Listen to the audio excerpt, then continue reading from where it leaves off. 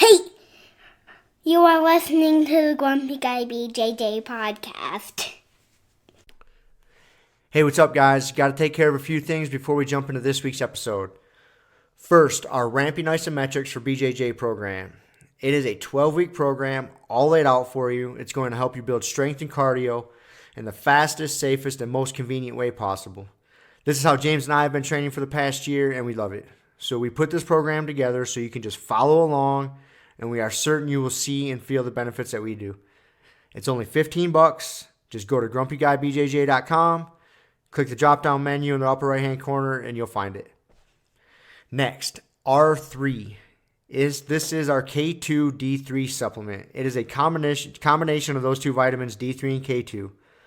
These are two vitamins that James and I have been taking for a long time that really help us recover from hard training sessions. And for only $15 with free shipping, you get a whole month's supply. I was going to pull up some studies explaining the benefits of D3 and K2, but I'm not going to insult your intelligence and pretend to be a fucking scientist. I take it. It helps me recover. That's it. So for $15, check it out. And last but certainly not least, we have partnered up with Jiu-Jitsu.com. They have a ton of awesome BJJ instructionals, and they have hooked us up with a discount code for our listeners. It's Grumpy10.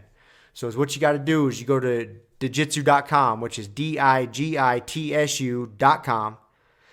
Find the instructionals you want, throw them in a shopping cart. In the little discount code box, you type in Grumpy10, which is just GRUMPY and the number 10. 10. That's it. No spaces. Boom. You get 10% off. You're up and running. They got a nice app you can download on your phone. That way you can take your instructionals right to the gym with you, watch the technique, drill it. It's a pretty sweet setup. So once again, DIGITSU.com. Discount code Grumpy10, GRUMPY10. Simple as that. To find all this stuff I just got done talking about, go to our website, grumpyguybjj.com. Click the drop-down menu in the upper right-hand corner. There, you'll subscribe to our newsletter for podcast updates. You'll find links for the Ramping Isos program, the R3 Recovery Supplement, and then under the Programs and Products tab, you'll find a link to Jiu-Jitsu.com. And let's be honest, if you guys can't figure out how to navigate a website by now, there's nothing I can do to help you. So quit fucking around, check it out, train hard, and let's get into this week's episode. And here we go. Here we go. Once again. Back at the Wilson compound. Just you and I. That's right. And Akka. The original podcast mutt. Back to the OG. Yeah. So how's old handsome Frank doing? Doing good, man. I'm getting him set up with different dog daycares around town. Yeah. Well, and they're different. It's kind of cool. They're different styles. Like, so the one right over by the gym is a little more loose, I guess is the way to explain it. It's not quite as structured, and they'll have a huge pack of dogs. You know, they slowly introduce them. But the whole thing all day is just socializing. Just a pack of 10, 15 dogs, and they got several humans there, you know, controlling the whole situation or attempting to control it. Yeah. So that's that vibe. Well, then the one he's going to today, because they got to do like evaluations the first time around. Yesterday he had to do the eval there. Today he's going to this other one. This one's like twice the price, but it's way more hands-on and structured. Like, they only have like 4 to 6 dogs per human, and they selectively pick the pack that they put your dog into so everybody gets along real good. And they don't let them, like, because dogs don't know how to regulate. They just go until they die. Yeah. He's like, they don't let them do this at this place. Like, they put them together, let them play, hang out, burn some energy. Then they separate them, go to kennel times, do some walks, then they bring them back, let them play. It's definitely way more hands-on, way more catered to, you know, specific dogs and stuff. So, But like I said, the one over by the gym's like 12 or 17 a day. That one over there that I'm going to today is like 30 a day. Ooh, yeah. So it's different. It's two different things, you know. So see which one Frank likes better. I'm sure he won't care. No, he doesn't seem like he does. It's more just to keep him entertained. I mean, it's not going to be an everyday thing when I go to work. Yeah. But the days that I'm going to have long days, I can take him, drop him off, or if I'm going to go skiing or something that day, going to be gone, I can drop him off. That's so that and I go on different ends of town, kind of. One by the gym, one by my house. Mm-hmm. So I can, you know, whatever I got going on that day, if he needs to burn some energy, go drop him off, let him burn some energy. Yeah. And keep him socialized too. That's the big thing, dude. Is like learning how to be a dog. Yeah. I kind of failed my last dog a little bit in the social. I mean, they were kind of assholes a little bit, so it made me hesitant to put a ton of effort into socializing them. Right. And it just, as years go by, it just gets worse and worse. Yeah. And so this one, I'm like, all right, I'm not failing in this fucking category. I may fail in some other categories. I'm not failing in this one. Yeah. So. No, that's good. I mean, you're a good dog owner, so you think about that shit. I mean, just overall, too, man, like, dogs are, like, pack animals, like, social creatures, so they really don't like being left alone for long periods of time, all the time.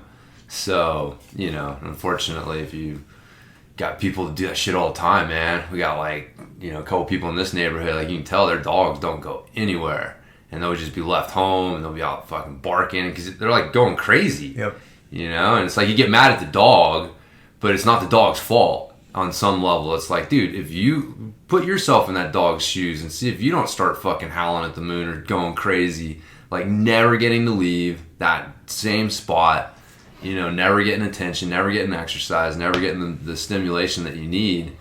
And like you're a fucking animal that's designed to hunt and run and explore and do all this stuff and like socialize and be part of a pack. It's like that's got to be like mental torture. Like if you did that to a human being, they would come take them away. They'd be like, no, you can't do that. But look at like in prison when they stick people in the hole. Right. That's the worst thing you can do. It's one of the worst things you can do to a social creature is isolate them. Yep. Yeah. So, anyways. So that leads me to, well, I've already thought about this. I mean, Frank's young. You know, he's a little over a year. We don't really know. So he needs a little more time spent with him, you know, because once he gets a little bit older, it's a little bit easier. But then you're like, well, once I get him all sorted out, maybe if he had a buddy. Right? I know. The buddy system. That seems to help. It does. Providing they get along and stuff. You know, there's a lot of caveats there, but. Yeah. We had 2 dogs there for a while. Well, actually, we had Mojo and Shadow. Then we had the infamous Joby, the pig hunting dog that we had to get rid of. And then Mojo. It's funny, Mojo.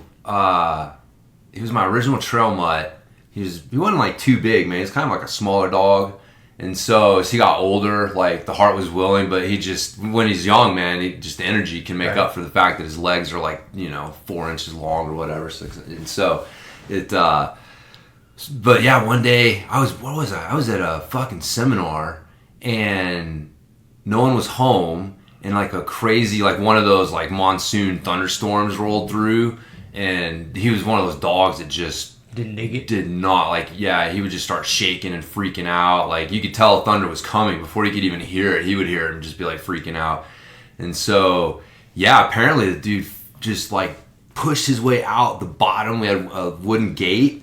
And he pushed his way out that bottom part and just trying to like run away, lost his mind and fucking ran away. Never got him back? No, never got him back. What was that here in Junction? Yeah, it was in Fruita. Was it? Yeah. I was, like I said, I was gone. Kiel had to call and tell me like your dog's gone. We came home from, town and only Shadow's here. Aww. And it was a bummer. But I mean, I will say on one, he was getting older for sure. I mean, it was towards the end of his, not like real, he wasn't like, I don't know how to put it, but he was definitely on the back end, right? It wasn't like a puppy or something like that. Like he'd had a good life and you could definitely tell things were slowing down for him. But, dude, it's tough watching a dog die. So I'm, part of me was like bummed that happened for sure, but man, I gotta be honest, there's a part of me that's like, man, I'm glad I didn't have to watch him die. It's brutal, dude. Brutal. Make the decision to put him down or like watch him die. Like I watched Shadow died in our house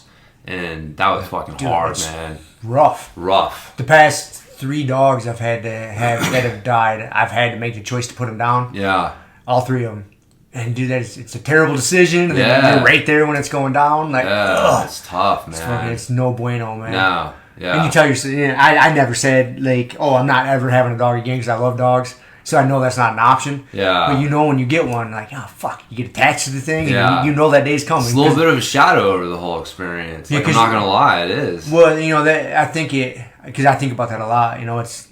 it makes you appreciate it because you know it's finite. Yes. Their lives are short, man. Yeah. You know, you get 10 good years out of them roughly. Some more, some less. Yep. You know, 10 to 15. You know, it's so you know what's coming. Yeah. And so you just got to enjoy it, make the best of it while you can. Yep. Yeah. No, I mean, it's definitely, I've been cognizant of that with Aka there. I mean, that's one of the reasons I try to get him out, like, all the time. You know, it's like, he's a fucking kick-ass trail mutt. Got to make sure I think that's what he was put on this earth to do. Yeah, I'm pretty sure it was. That is his sole purpose. Yeah, he found his purpose. His purpose and his passion aligned. So he's a happy dog. But, yeah, I mean, it's definitely been, you know, like, fuck, man, do I really want to go out today and get him out? And it's like knowing, like, dude, you have a finite number of days to have fun with this dog and get out and enjoy him. And it's like, so that's definitely motivated me to get out more. I mean, my joke is like he gets me out more than I get him out. And, you know, it's like he's the one who's motivated to go and always like, come on, let's go. And it's like, all right, dude, all right. So thanks for taking me with you. But yeah, it's dogs are, it's interesting. I think about it too, man. How wild is it? Like we let an animal live in our house. Yeah, when you think about it like that, it's a pretty bizarre thing. It's a fucking wild animal. Yep. On, you know, domesticated wild animal that we just like live in our house with us. Yep. Yeah. It is an interesting thing, but I wouldn't have it any other way. Nope. It's fucking awesome. It's a cool thing. Yeah, they're good. Good companions. Good companions, man. Yeah, and that's the thing too. Like I know it's like semantics, but I think there's a difference between having a partner and having a pet. You know, and it's like I want a partner. And it's like I want a dog that's like, I see that like you had that with Soul, you got that with Frank. You know, Frank going like, you know, that's your partner. Like you guys get each other, like you care about them and they can sense that, and you guys get this like unspoken connection going that is there.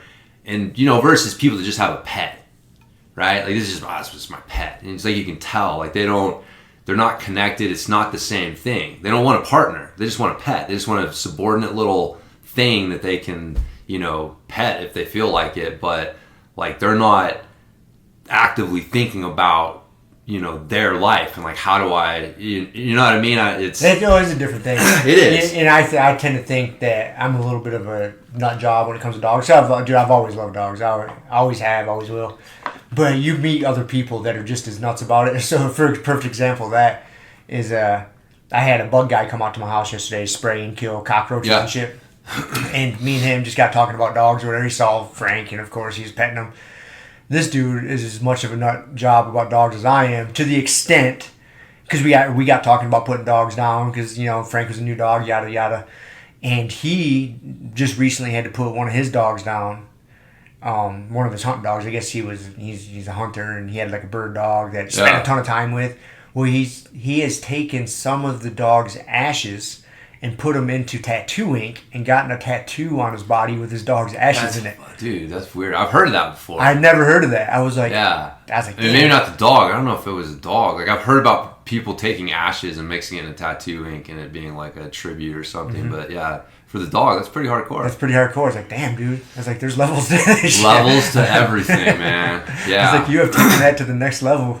Yeah. Man, good for you. I know, but that's, man, like hunting is a perfect example. Yep. Like, man, you form a partnership. Like, that's not just a pet. Like, that thing is like you guys are an extension of each other. Yeah, it's a it's a system you have in place with your dog. Yep. That's how I feel with Aka, like trail riding with mountain biking. Like we're, you know, like he does not get. It's just we have an intricate little thing going, and yeah, it's fun. It's cool when you connect with a dog that way. Like I think that I've always thought like mountain biking was such a really unique way to connect with a dog, because like it allows you to kind of be a dog. You know what I mean? You can keep up with them. Yes. The speed. Yes, exactly. Like you're out walking or running. Like, dude, you're nothing. Like the dogs are like, what the fuck are you doing? But like on a bike, you can actually match the speed of a dog. Mm-hmm. And so you are traversing across the terrain much the same way a dog does. And yeah, I never thought about that.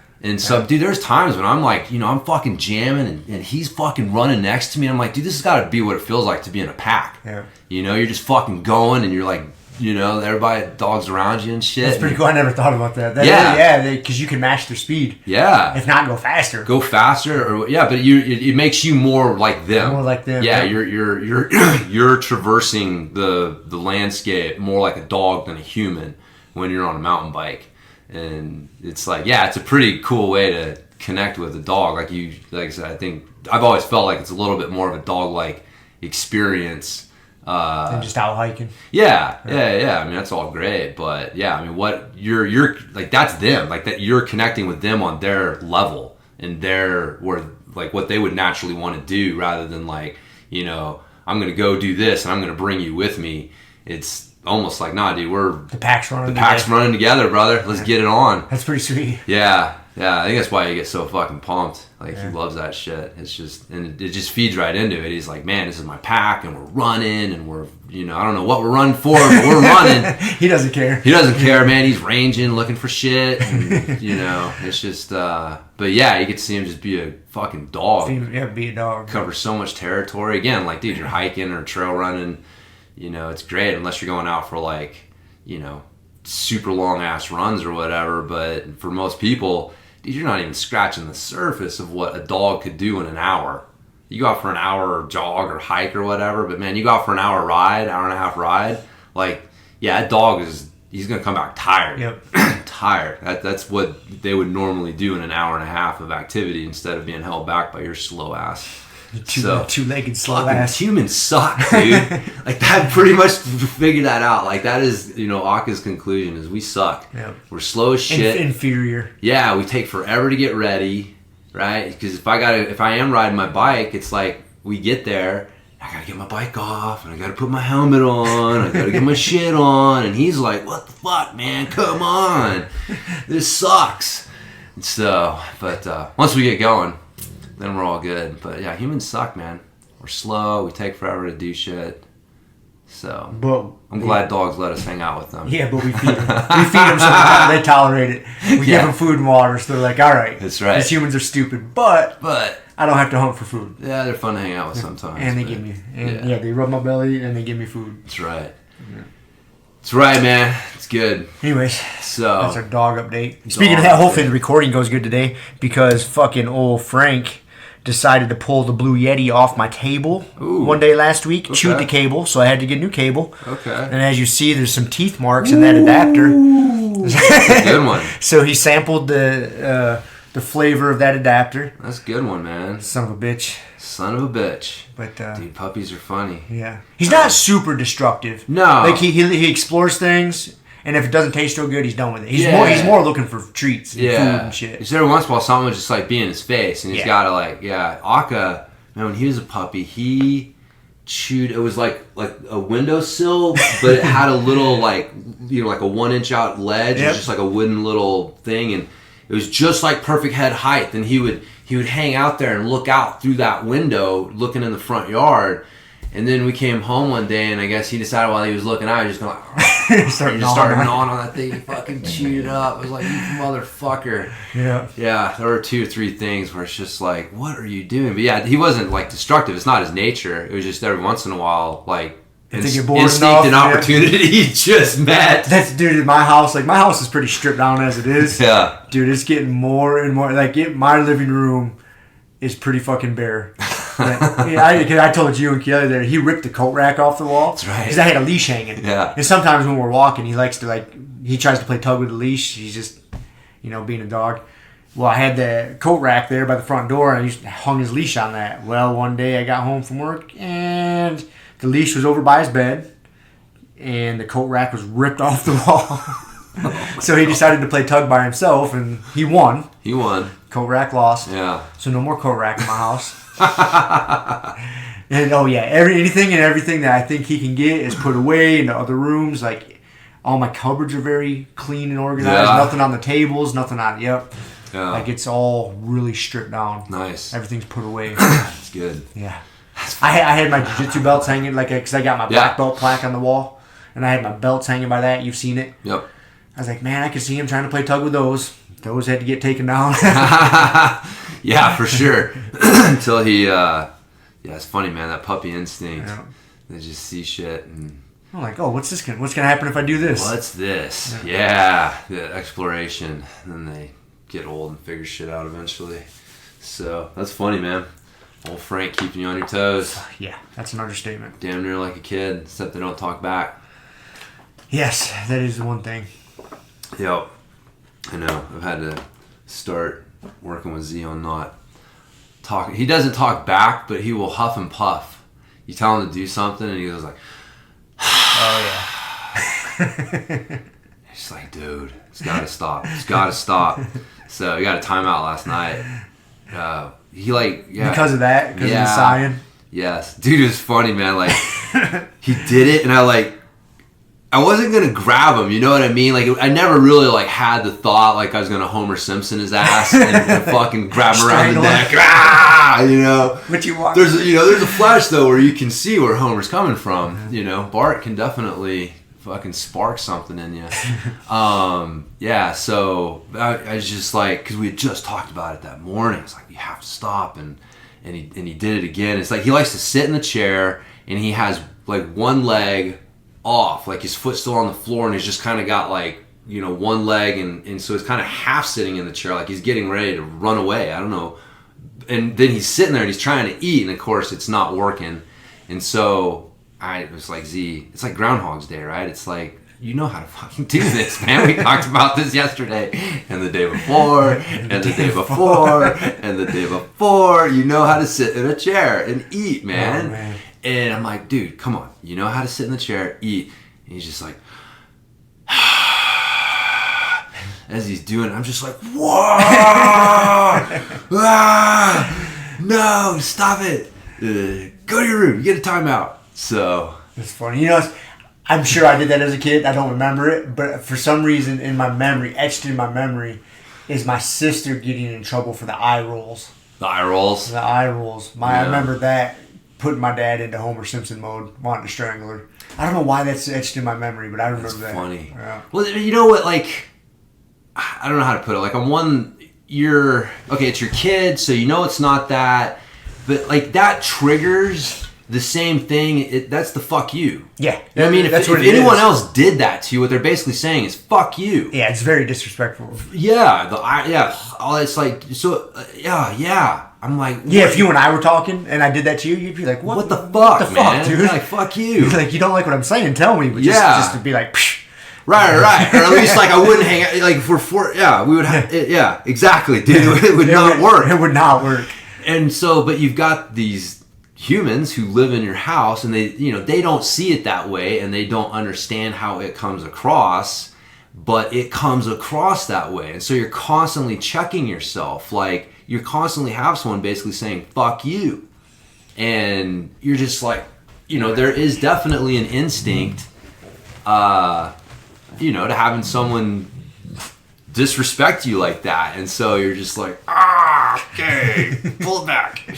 I know you're not saying that, but you gotta stop. So it's, that's what it is. Like, that's why the Homer Simpson mode gets triggered, because it is. It's like, dude, if somebody said fuck you, you'd be like, what's up, man? Is it time to fight? Like, you want to fight? Like, what are you saying really here? Like, where are we going with this conversation? Like, as soon as things get hostile like that, you know what I mean? Like, it is, because it is like a hostile little act. Well, in my mind, it's like, well, where is this going? Right? Let's just get to the end. Are we fighting? You know what I mean? Because if someone says fuck you, right, you got to figure out real quick, step? Like, what are you saying here? Like, do you want to fight, or are you just, flapping your jaws? Because, let's figure this out. Like, well, I'm not going to sit here and say fuck you too, and then, oh, fuck you. And it's like, no, let's get to the end of this dance. Where are we going, man?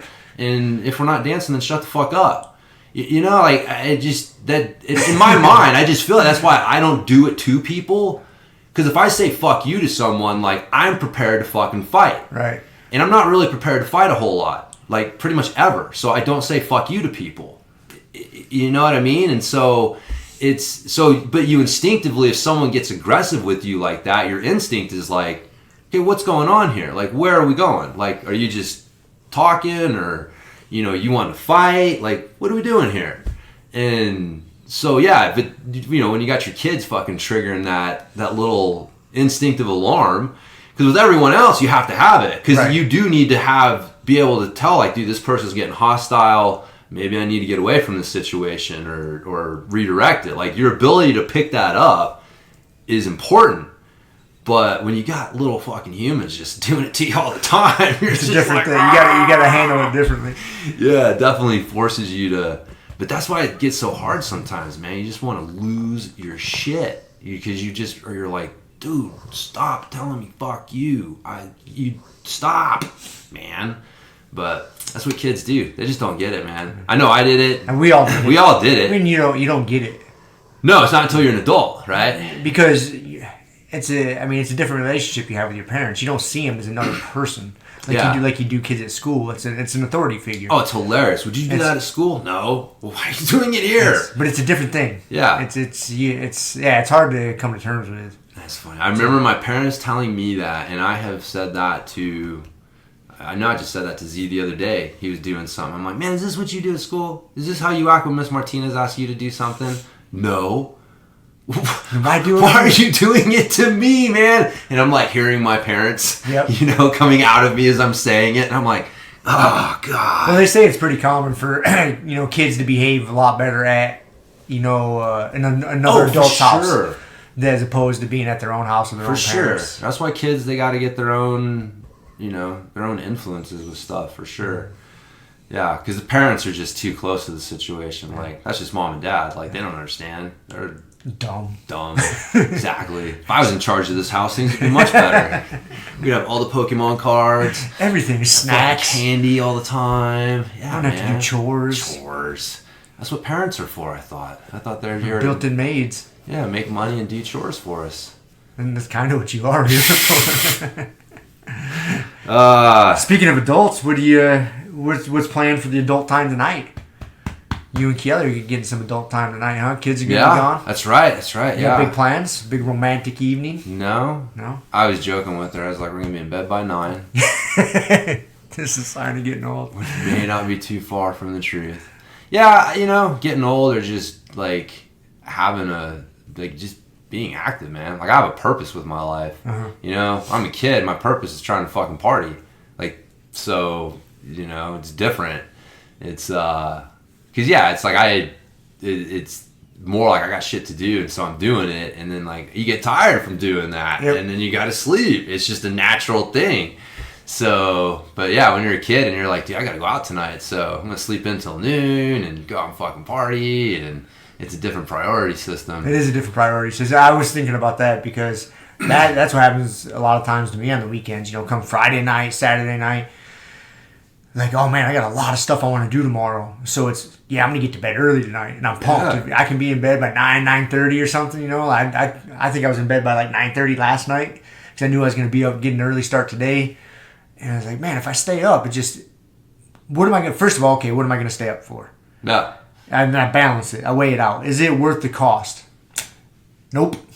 I couldn't think of anything worth the cost. I'm going to bed. Yeah. And I do that a lot. Yeah, no, that's the thing, man. I do that too. I'm sitting there and it's, I don't know, my Kiela and Shiloh on the weekends sometimes would give me shit because I'm just like, man, I want to go to bed because one, I'm tired from the shit I did today, and two, I got a bunch of shit going on tomorrow that I want to do. And so if I stay up and I watch this movie and I don't get to bed till like midnight or later, like, that's not helping. Tomorrow, it's not helping recover from it. So it's like, my higher purpose, that just doesn't help, those priorities, like I want to be present when I'm with them. I don't want to be tired. I want to be able to focus and have fun with the things that I'm doing. And so. Morning, Z. I'm here. What's up, Z? Speaking of focusing and having fun. The Pokemon update? Yes. Have at it, buddy. We are recording. Okay. So, I got a stack of Pokemon cards from Al. He's someone at the gym, and I'm bringing in my favorite one. Its name is Primarina. It does 30 and 100 damage. Nice. Its attacks are Dismering Voice and Sparkling Aura. Aria. Yeah, it's just like a song. It sings and attacks with 100 hit points. And it's the last stage of all the Pokemon. Well, not like all the ones in the whole game. Okay. That's awesome. It's awesome, man. Did you know that we get requests for your Pokemon updates? We have some listeners that are upset when they do not hear the Pokemon update. No. Chris at the gym. That's right. Gets upset. Big Chris is he's a Pokemon fan. He gets upset when you don't do the Pokemon updates, just so you know, Z. Oh. So you have some fans out there, buddy. Or at least one. And we don't have very many either. We don't, so... That's right. We're your fan. We're here. And it's also a rare Pokemon. Yeah. Cool. Oh, did you tell... what'd you get? You got a speaking part in... Yeah, I got a speaking part in my performance at school. Do you know what it is? It's more rapid than eagles whose courses they came. He whistled and shouted and called them by name. That's your line? Yep. That's awesome, dude. You've been practicing, huh? Yeah. That's pretty cool. We were playing around yesterday. Somehow it became a incantation that we were using, so both of us were saying it. I was like, I got it stuck in my head too. We were wrestling, and he had paper, and he's like, it's a magic spell or something, and so when he said it, something would happen, so... No, 2 times Two times, he'd get all slippery, so I couldn't hold on to him. Or 3 times I would fly. Yep. So, yeah, we're saying this thing 3 times in a row real fast, so... Dude, can you say it again? I want to see if I can remember it. More rapid than eagles his coursers they came. He whistled and shouted and called them by name.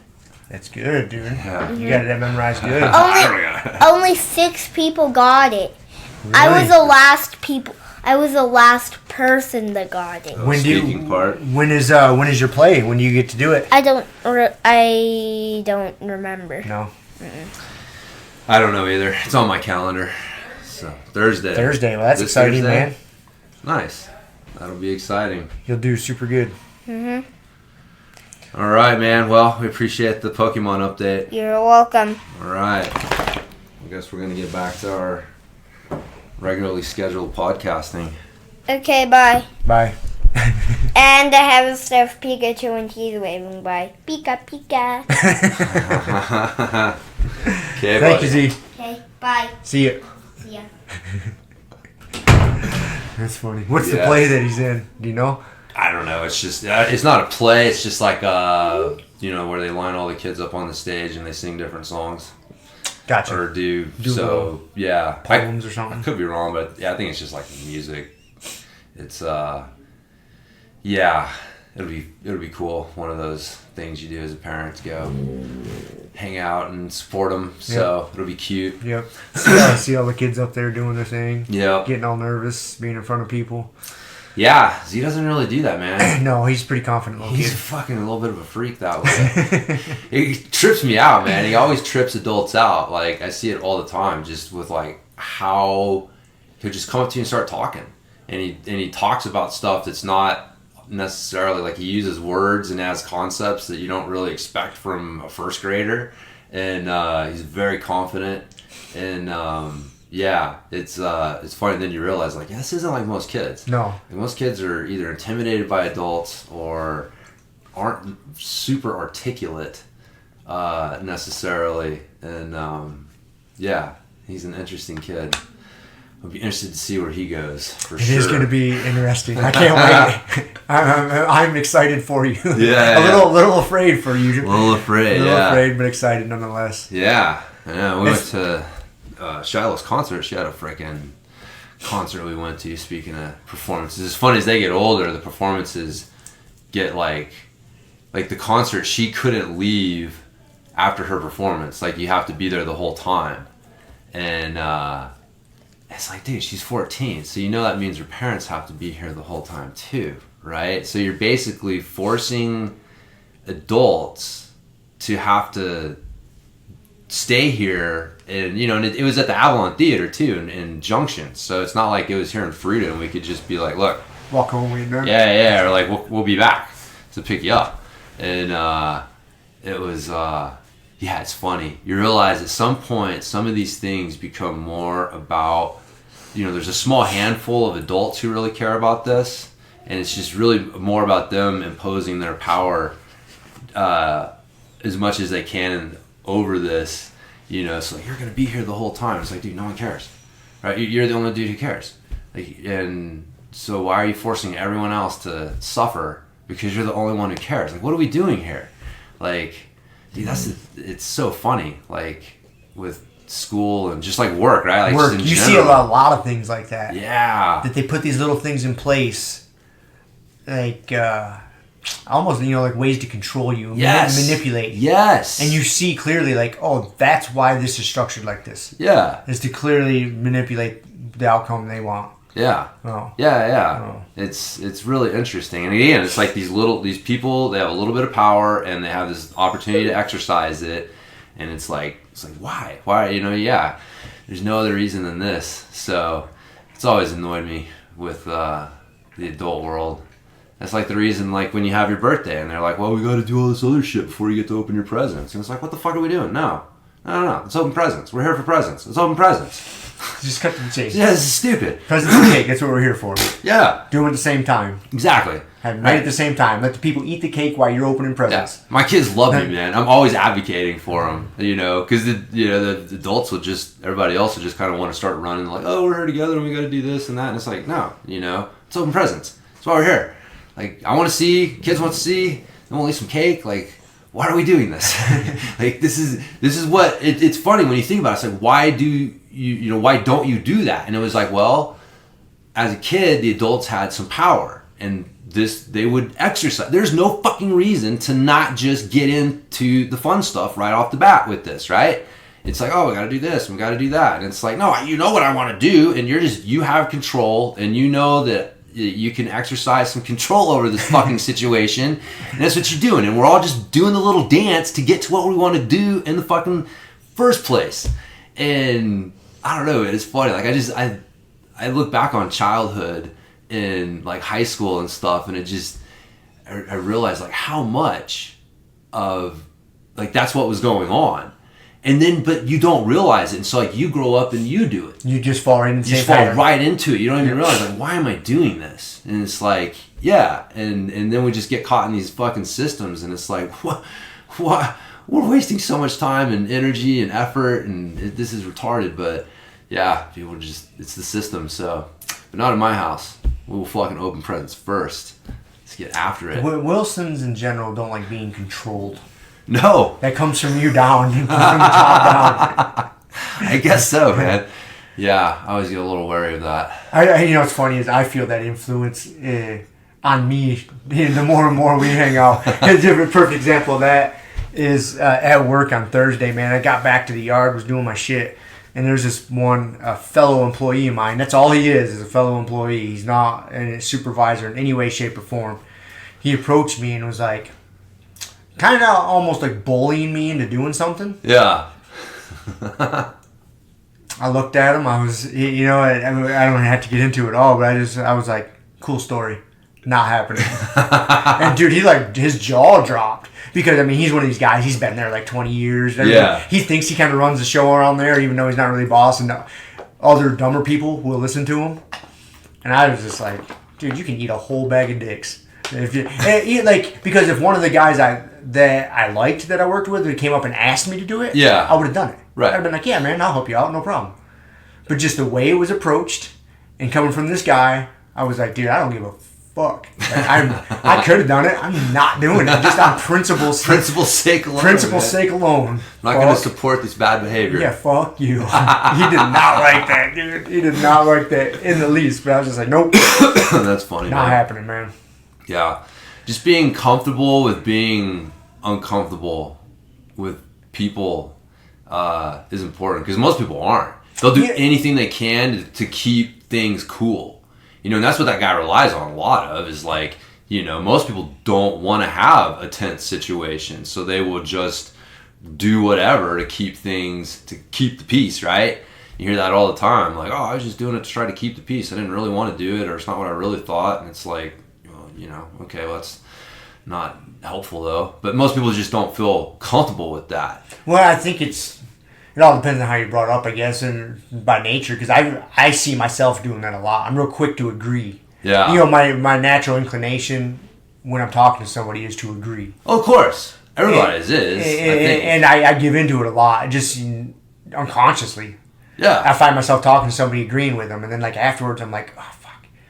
For sure. You know, like oh man, I went too far down that hole. Or you know, I do that a lot. Yeah. And again, that's an influence I get from you because I think your baseline is to disagree. Not from an asshole standpoint, but you're very skeptical. Like you hear you when you're talking to somebody, you're processing it. I think my assumption is your brain always goes to, how is this fucking guy wrong first, and then it's like, okay, well, no, he's right. And then see, I think where are there holes in his argument? I guess, yeah. Where I operate from, like, oh, this guy's onto something, and then afterwards I'm like, oh no, wait, he's not onto something. Yeah, it's funny. I guess that's probably true. I mean, I do the same thing though, man. There'll be times when I'm talking with someone and I come away from the conversation and I'm like, dude, who was that talking? Like, that was not me. Like, I was just, like, agreeing with things and saying things I didn't necessarily fully agree with. Just to not rock the boat. Not rock the boat. And just, like, you know, you're in the rhythm of the conversation and whatever. And you got to be, like, but being aware of that is the first thing, man. Like, you meet people that, dude, it's funny. It's like, who they are depends on who they're talking to. And it's like, what's important to that person is suddenly important to them. And then what's important to that person is suddenly important. And it's like, you're just like, who the fuck are you? Like, who are you really? And like, that's where, you know, again, where people if they don't have a really good defined sense of self and who they are and like what they stand for, then that's what the fuck you're going to do. Because you're like, if you don't see yourself as a person who wouldn't do that, then you're just gonna fucking do it. So yeah, it is funny, man, that sense of self and like just having a like, it starts out as like having a hero, someone you look up to, you know, and like using that as like, okay, you know, because if you have this projection of what you want to do, you know, you can start backfilling and it's like, all right, what kind of things does that person do, right? Like if I want to be, you know, for example, like you know, if you want to get, you know, fucking fitter, right? And the thing to do is like either have a picture in your head of like where you want to go, like have a goal, or like having someone that you're trying to emulate and you know, work towards, because then you can look at that and say like, okay, what does that person do? You know, okay, how does that match up with what I do? All right, like you know, that person doesn't fucking eat junk food and skip workouts. Right? So if I want to be like that person, I got to not do that. But it sounds simple, but most people, like if you don't have that thing that you think, you know, are trying to work towards, and you're just doing whatever, you're just kind of being, like most people, our tendency, if you're not actively trying to move things in a positive direction, is to trend in a negative direction. I'm fully convinced that just human nature, it left unchecked, tends to trend in a negative direction. Probably just due to the path of least resistance. Path of least resistance. We're lazy. Mm-hmm. We do tend to want to just be liked and agree with people. You know, like we have things that they're there for a reason, right? Like being lazy is there because at one point, like you didn't want to expend more calories than you needed to. The guy who was lazy was going to survive the fucking next famine, whereas the dude who had the nervous energy was always running around, like he's gonna fucking die. So like being lazy had a purpose at one point. Like we talked about, like being able to pick up on social cues and things, it has a purpose. But you know, if you're just like not realizing like, okay, these things can be negative too, and I have to actively work towards moving in a positive direction with my life and how I live and how I think. And like I said, whether that's having a role model or having like an image in your head of who you're going to be in 5 years and how you know, how does that person act and live and what do they do? And so without that, you're just kind of going through each day, reacting to things as they come up without that bigger filter, right? Like we were just talking about, like, why do you go to bed at night instead of stay up? Right? Like if you don't have that bigger filter that you're running that decision through, there's an image in your head that you have of yourself, and you're trying to live up to that image. And so that you run your decisions and things through that image.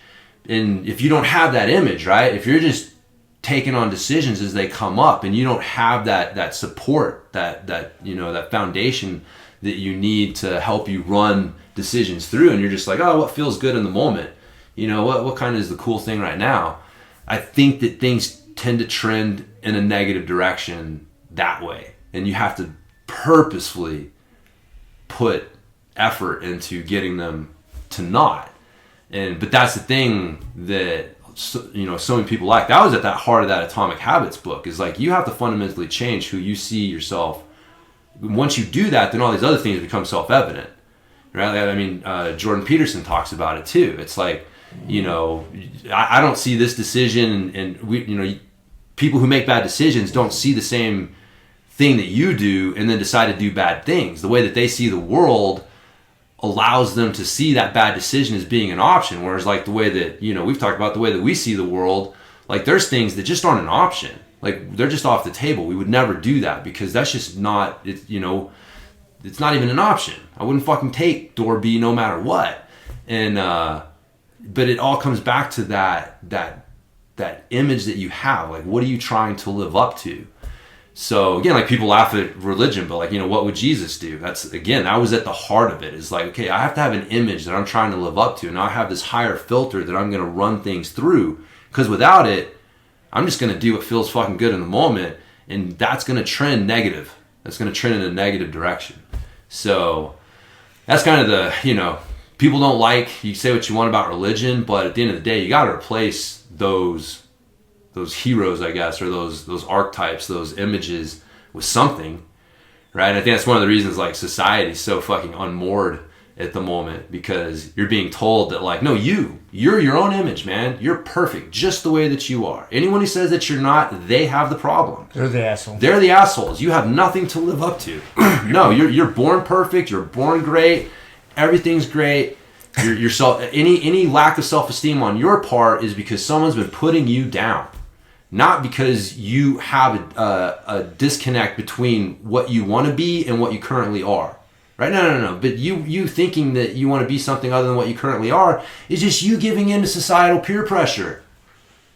That's just, so fuck those people. You don't need to.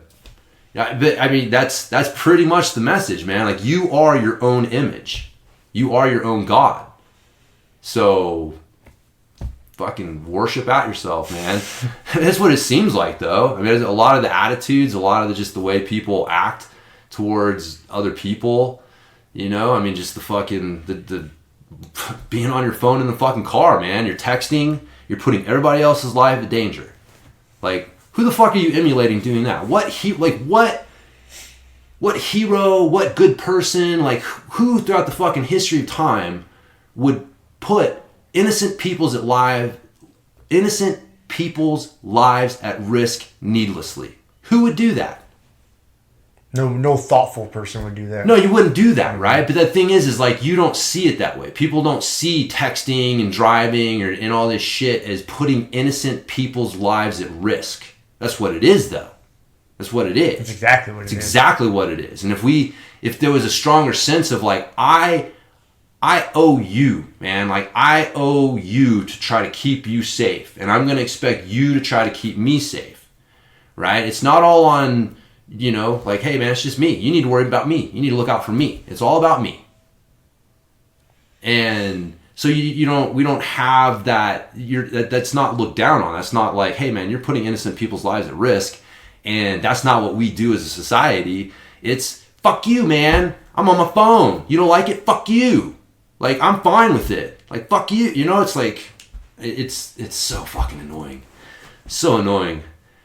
But it's what it comes down to, man. People just don't have any higher thing they're trying to aspire to, which is one of the reasons jiu-jitsu is great, because it helps give people that, like, something to shoot for. Yeah, well, you start living a jiu-jitsu lifestyle. That's what people say. Like, when they say the jiu-jitsu lifestyle, like, you have this higher filter that you start to run things through. Like, you're not going to stay up late because you're going to go train tomorrow, right? And you know from experience that if you don't get enough sleep, you're going to feel like shit. And you don't want to feel like shit, so you're going to get enough sleep so that you can train hard tomorrow.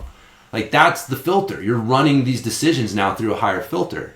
And so becoming an athlete in some way, getting into jiu-jitsu, and that's what's great, because it's tough to become an athlete later in life, right? Like 30, 40, 50 years old, but you can get into jiu-jitsu, and that's an athletic lifestyle that you can live for your whole life for the most part. So it gives you that anchor point. It gives you that filter that you can start running decisions through, and not just be like, in the moment, like, oh, do I want that cupcake or not? All of a sudden you're like, I don't want that cupcake because I do jiu-jitsu. And I want to go train and I want to feel good. Yep. On that note, that's actually a really good segue is, because we as humans always tend to keep moving the goalpost on ourselves. Mm-hmm. Because you have that picture of yourself. I'm a person who trains jiu-jitsu, so I'm going to go to bed early. I'm going to eat good, so I feel good for training tomorrow.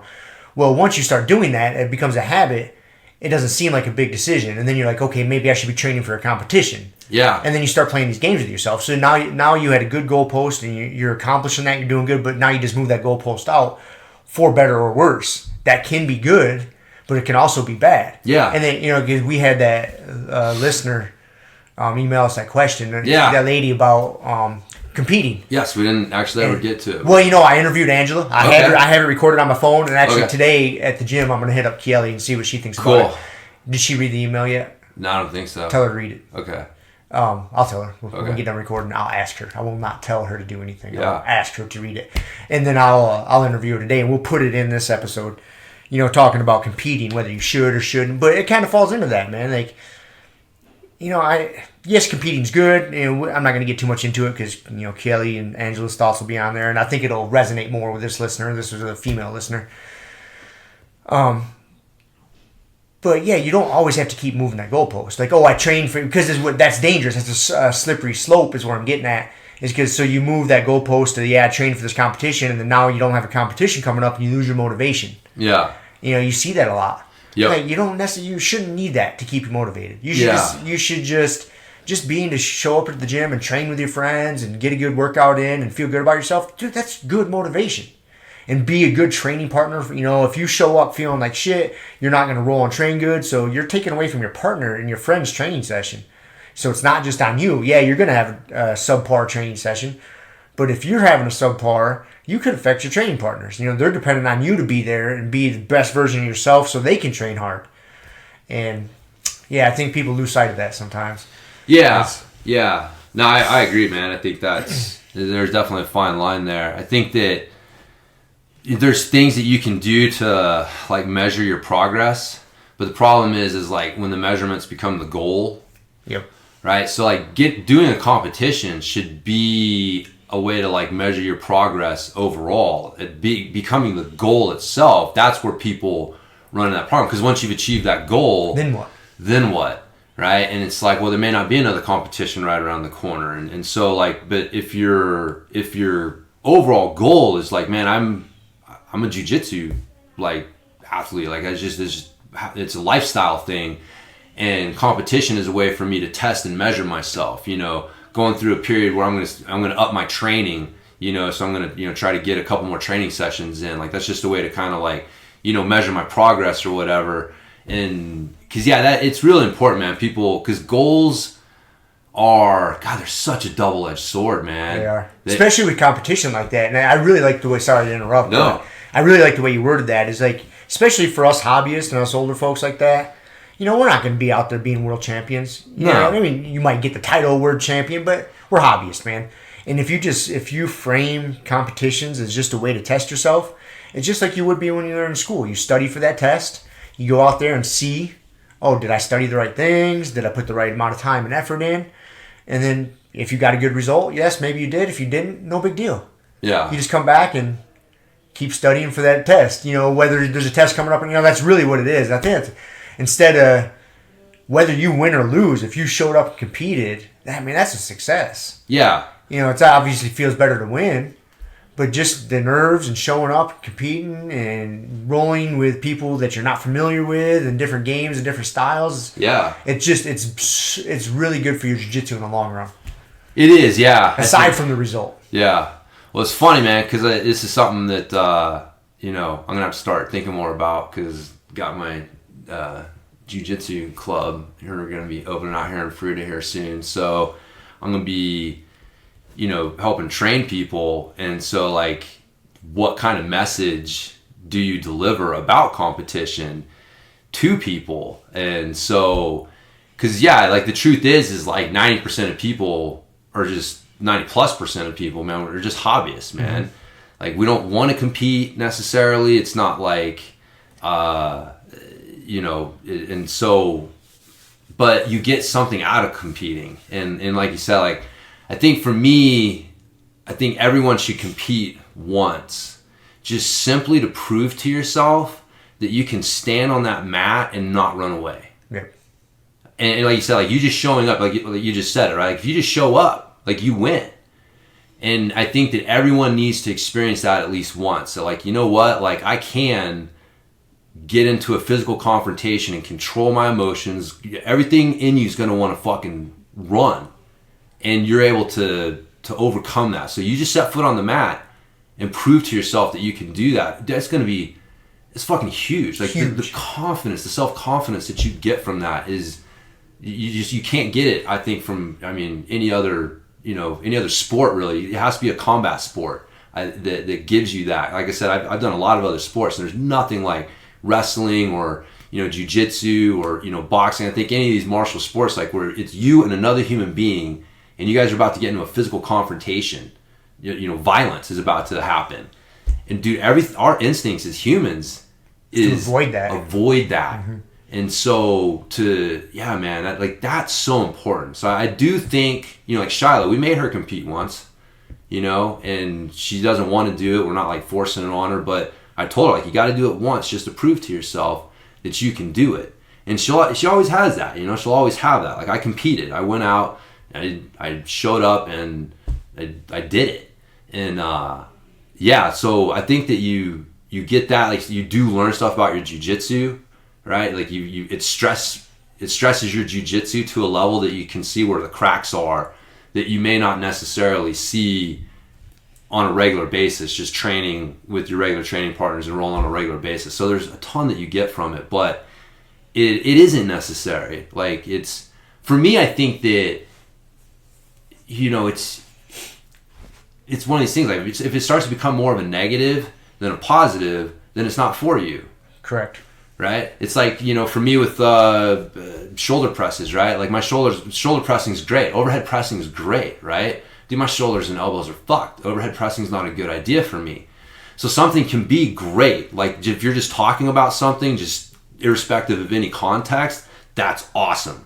But now you got to put it in a context. And when you put it in a context, sometimes the context makes that not necessarily a great choice, even though overall it's got a lot of benefits. So I think that's the way it is with competition. Like, dude, some people it's just not, like, if you're going to quit jiu-jitsu because you're so stressed out about feeling like you need to compete, like that's... You're taking away from... as a hobbyist, you're starting to suck the value out of what you should be getting out of jiu-jitsu. Yeah. You really are. It does suck, man. I said this before. Like, I don't know, see how this last crew does, but like, and we've said this before, like when you send a group off to a competition, especially, new white belts, you just know some of them aren't ever coming back. Mm-hmm.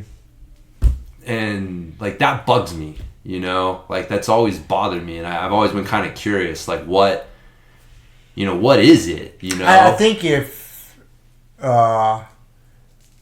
it could be put into the right context for them prior and afterwards, you would see less people not coming back. Yeah. If they could hear this conversation, be like, who cares if of course winning's great. It means you're doing some right things, but you know what? It doesn't matter at the end of the day. Yeah. No one thinks any less of you.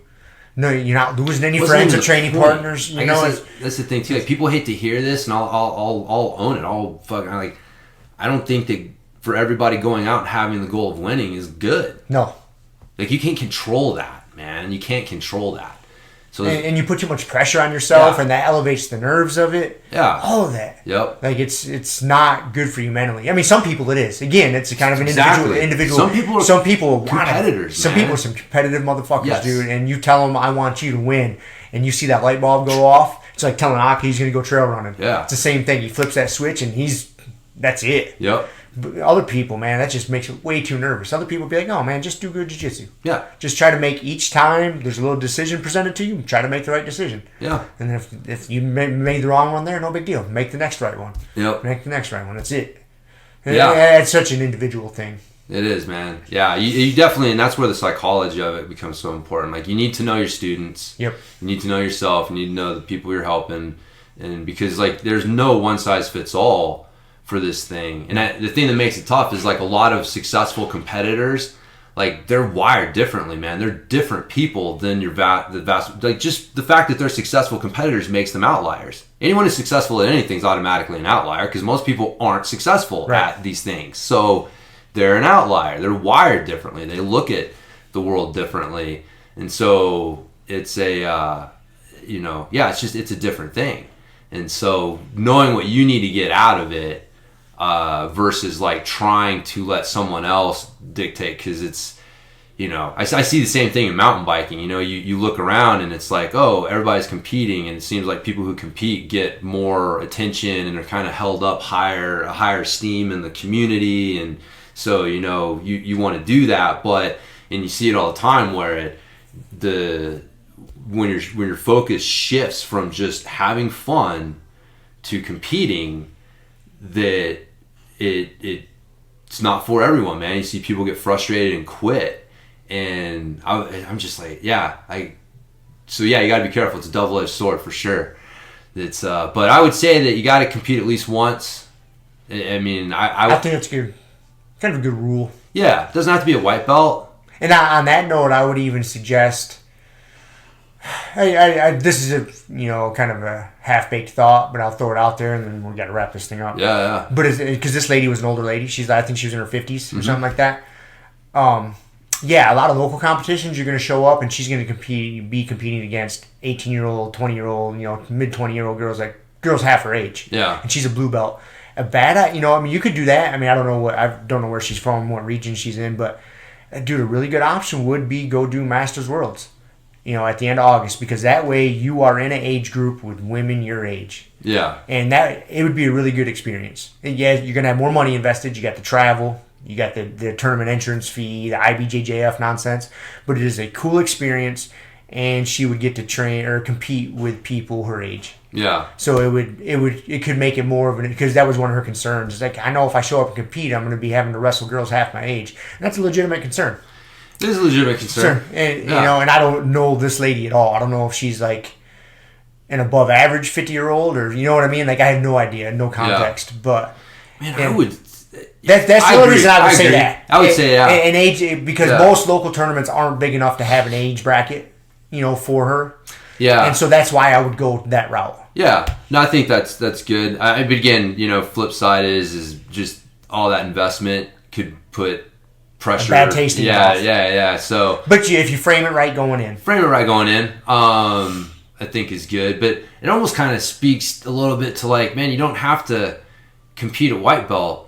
I don't know how to. She's a blue belt. She's a blue belt, right? I'm pretty sure. Yeah. So, but even if she waited till she got the purple belt, dude, the fucking landscape is vastly different at purple belt than it is at blue belt. It's safer. It is, man. Like it is such a drop off, man. There's so few people that make it to that purple belt level compared to blue belt that by the time you get there, one, you as a jiu-jitsu athlete, you just understand like the whole like just natural athletic gifts thing starts to not be as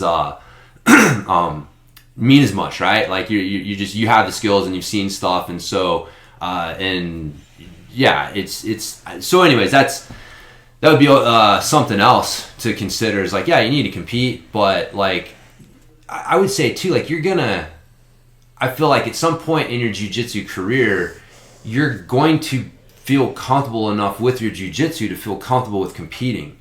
Right. And I think that's the big thing that a lot of people struggle with, especially early on at white belt and blue belt, is they're just simply not confident and comfortable with their jiu-jitsu.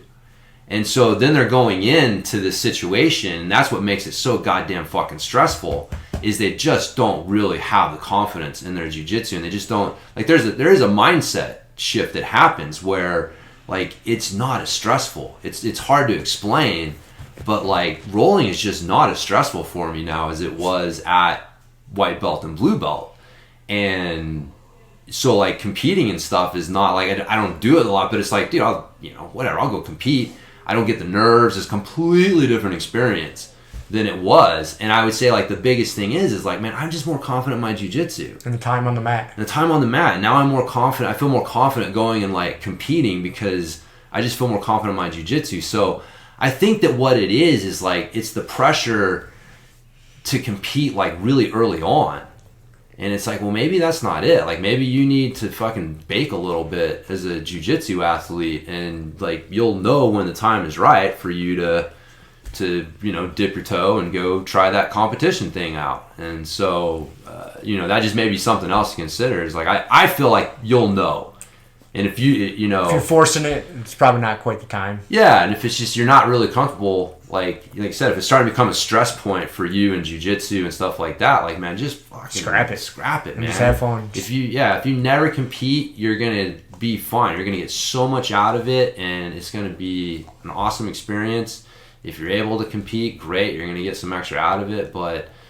Yeah. Competition, and we've talked about too, man. Like competition and jiu-jitsu aren't necessarily the same thing because competitions have rules.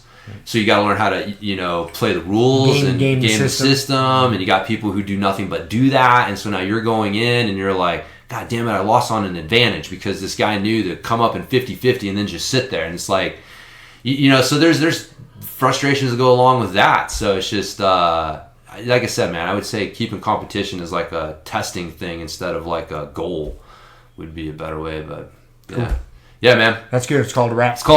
Cool. See ya. All right. So this is like a grumpy guy first. This is like a out in the field reporting. I'm like, what's the reporter chick from the Teenage Mutant Ninja Turtles? April? I have April no idea. Jones? That sounds right. That's what I feel. I could have said anything right there. Been like, that sounds right. That's what I feel like right now. But anyways, we had before... I'm not going to read the question. We had a question or like a comment from a listener, and I felt we should have a women's perspective in replying because, of course, James and I will give our opinions because that's all we do. That's our whole count on that. Our whole podcast is our opinion, barely based in fact. So, I'll prior to everybody listening to this, I'll have like read the email and I'll kind of splice it all together and shit. So. Okay. We're sitting here with Angela, who is a purple belt. Yes. Not quite the same age as this lady is. The listener was 56 because she said she was 53 when she started. She's been training. She was talking about competition. You're what, 43? 42. 42. That's close, sorry. Yeah. That was a little aggressive. 42 and a half. Okay, 42. But still, a hobbyist. Which I get the impression this lady is. So I figured, what's your take on this person's concern about not competing and whatnot? First, let me say I don't like competing. I do it anyway because I think it's good for you and good for your jiu-jitsu, but I really hate it.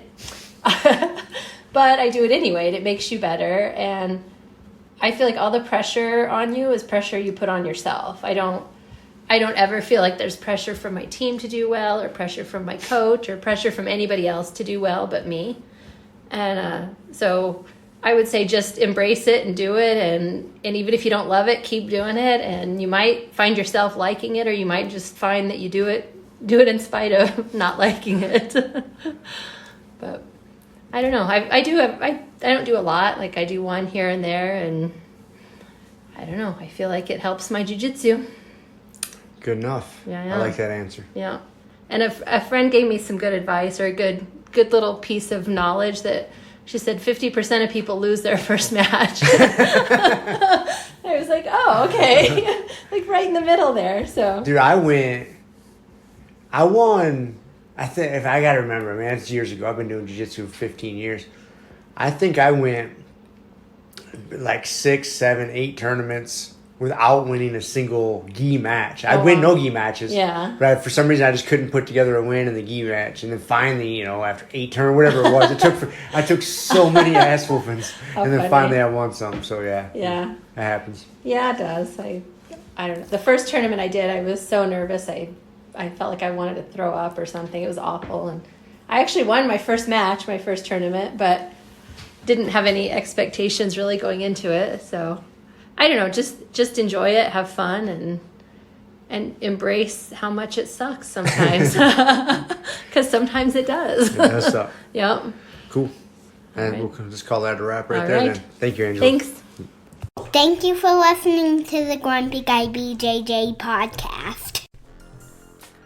Thank you all for listening. You can find us on Podbean, Apple Podcasts, Spotify, and wherever else you listen to podcasts.